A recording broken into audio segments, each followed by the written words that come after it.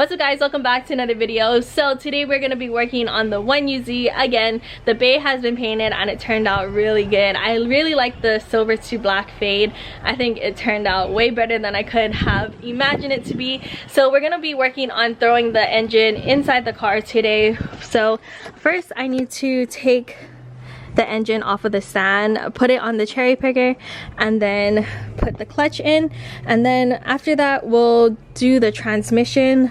I believe one of these transmissions is the one that came in the shell and one of them is the one that came inside my 240.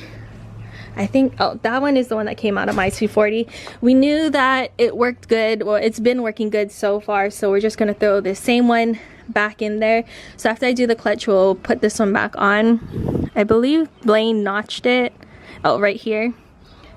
Blaine went ahead and notched it already right over here, so that way it has space for the starter when we put everything back together. So this should be good to go. We have all our bolts. It looks very unorganized, but we have kind of an idea of what's going on right here.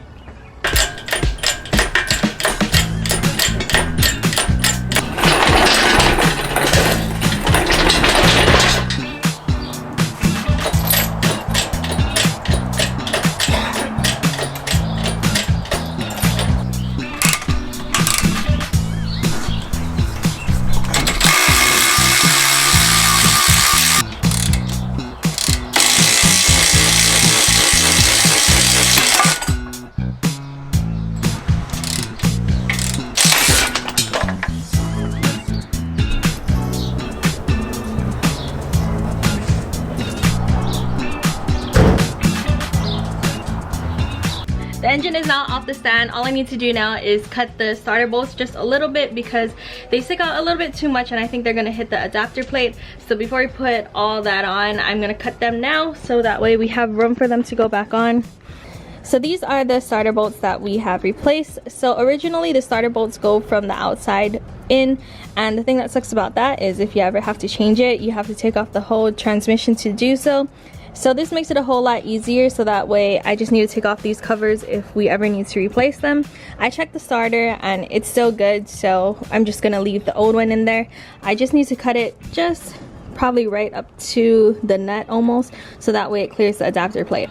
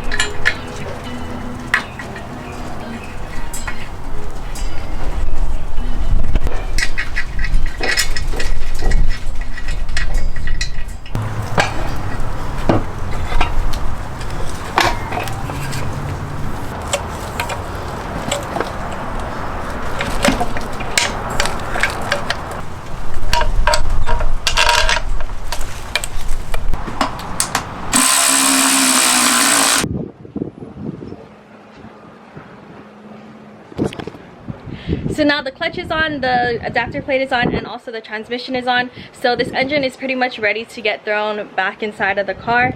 We also went over the engine to see if there were any hoses or things like that that we needed to do before we put the engine in, because it's a whole lot easier to do it while it's out.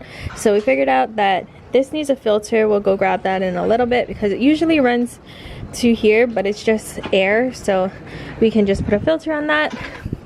For the front, we capped this off, these off, this one off.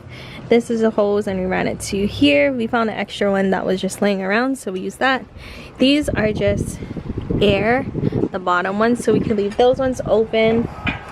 All we need to do is grab a little hose so that way we can put it right here, and then we're pretty much good to go. Ready? Yep.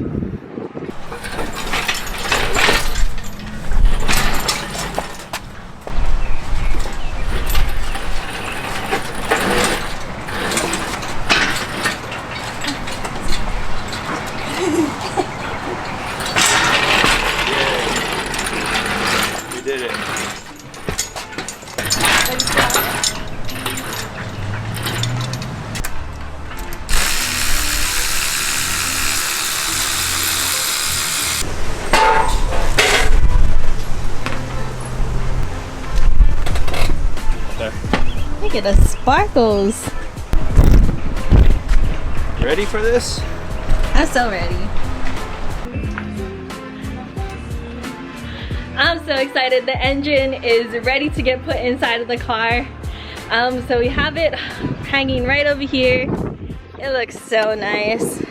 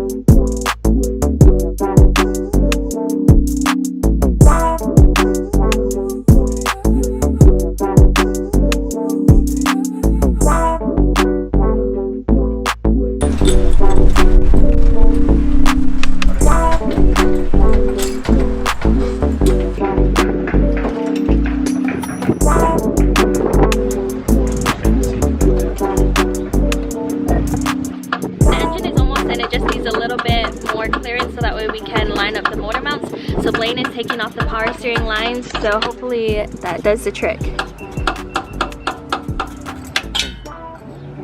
We took off the sway bar and also the power steering line, so that way it gives the engine a little bit more room for clearance.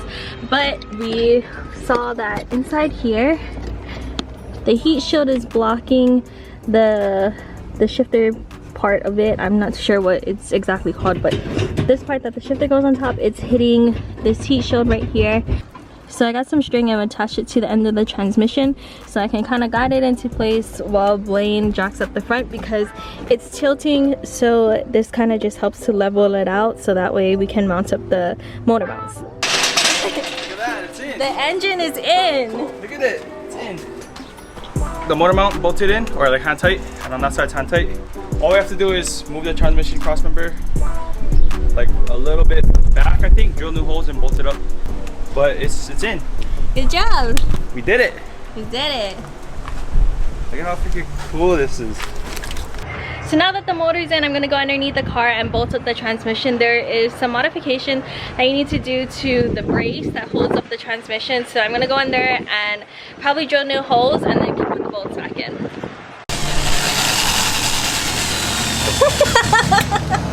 What the heck is the woman doing it wrong?